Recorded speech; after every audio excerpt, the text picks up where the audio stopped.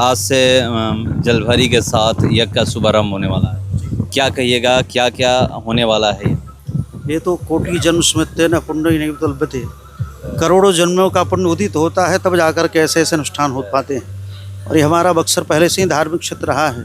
पूरा बक्सर जो 20 कोस में फैला हुआ हमारा सिद्धाश्रम बक्सर है, जहाँ नित्य वैदिक मंत्र से ऋषोम करते थे, जहाँ व्याद भी वेदांत के सिद्धांत कहते थे, जहाँ ये हमारा भारतवर्ष और उसमें मूल में हमारा बक्सर। सारे विश्व ब्रह्मांड का विनाश हो जाएगा लेकिन हमारे बक्सर का नहीं होगा, ऐसा भगवान वराह पुराण में स्वयं कहते हैं।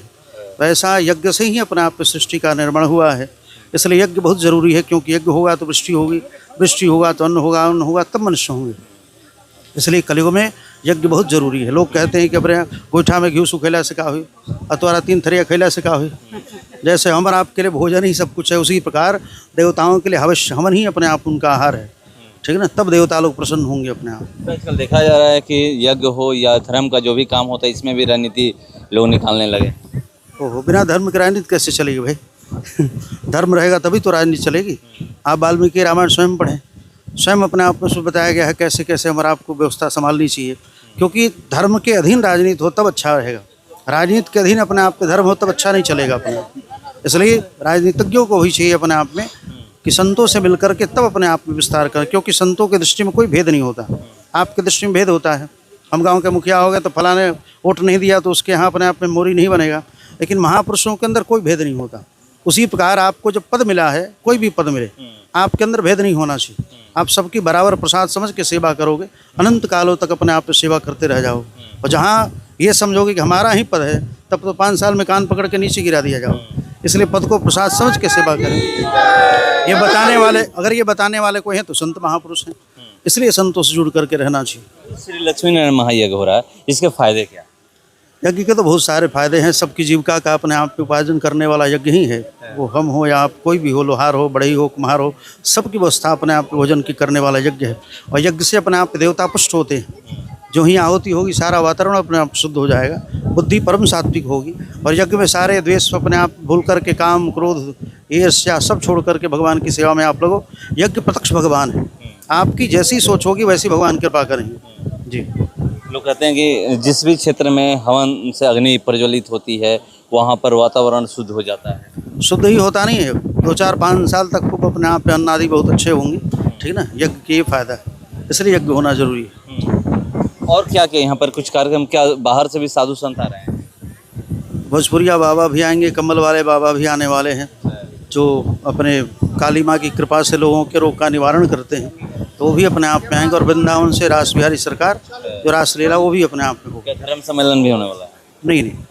आज से यज्ञ की शुरुआत है। देखिए गीत के माध्यम गीत गाते हुए देखिए, देख सकते हैं यहाँ से लोग निकल रहे हैं और ये मैं आपको दिखा रहा हूँ। और ये बहुत मतलब लोग कहते भी हैं कि कहीं भी किसी भी क्षेत्र में अगर यज्ञ होता है तो समझिए कि वहाँ पर सुख समृद्धि शांति आ जाती है। और यहाँ पर यही दिख रहा है, इस कड़ी धूप में भी किस तरह से लोग यहाँ पर जलभरी के लिए पहुँचे हुए हैं। ये वाकई में अपने आप में एक ये दिखाता है कि धर्म के प्रति जो लोगों का आस्था है, ये मैं आपको दिखाने का प्रयास कर रहा हूँ कि वो कितना बड़ा है। क्योंकि यहाँ पर देखिए इस कड़कती धूप है, बहुत तेज धूप है, उसके बावजूद भी लोग यहाँ पर पहुँचे हुए हैं हाथ में कलश लेकर के, और माथे पर ये देखिए कलश लोग लेकर के गीत गाते हुए देखिए। बताइएगा, आज जलभरी हुआ है, जलभरी के साथ यज्ञ का शुरुआत हो चुका है, श्री लक्ष्मी नारायण महायज्ञ हो रहा है। कहाँ कहाँ से कौन कौन लोग आने वाले हैं? देखबे किए कि ये जलभरी में इतना धूप में भी कितने लोगों के ऊपर आस्था का उमंग चढ़ा हुआ था। बहुत दूर दूर से आदमी आ रहे हैं, कंबल वाले बाबा भी आ रहे हैं। कल उनका आगमन हो जाएगा। साधु जी के द्वारा जलभरी बहुत सफल रहा। जलभरी देखबे के काफ़ी करीब हजारों हजार की संख्या में भीड़ मौजूद थी। हम लोग भी उसमें शामिल हुए। यज्ञ में 33 कोटि देवी देवताओं का पूजा आवाहन होता है। चारों ओर शांति का माहौल, आपसी प्रेमचारा रहता है, भाईबंदी रहता है। ब्रह्मा विष्णु महेश सबका पूजन होता है और यज्ञ से सबको सफलता मिलती है। ये आस्था का सागर है। आस्था का मतलब सागर है, इसमें सब लोग अपने स्तर से सहभागी बनते हैं। हाँ हाँ। कहाँ कहाँ से लोग आने वाले हैं? देखिए बक्सर हो गया, आपका आरा हो गया, जितने भी 3-4 जिलों के लोग तो कम से कम आएंगे ही। बलिया हो गया, बक्सर हो गया, आपका आरा हो गया, ये चारों तरफ के लोग जितने भी श्रद्धालु है ज़्यादा से ज़्यादा संख्या में इस यज्ञ में सम्मिलित होने वाले हैं। हाँ, आस्था का पर्व है। ये मतलब इससे समाज में भाव प्रेम बनता है, वायु वातावरण भी शुद्ध होता है। हवन से हमारे जवार के सभी पुरुष महिलाओं का सहयोग है इसमें, हजारों लोगों का। इससे सभी देवी देवताओं का पूजा होता है, भाईचारा आपसी संबंध बनता है। इसके लिए हम लोग अथक प्रयास में लगे हैं और लगे रहेंगे, सफल बनाना है। बताइएगा कि कौन कौन से गांव के लोग इस जग में हैं और भागीदारी अपनी कर रहे हैं।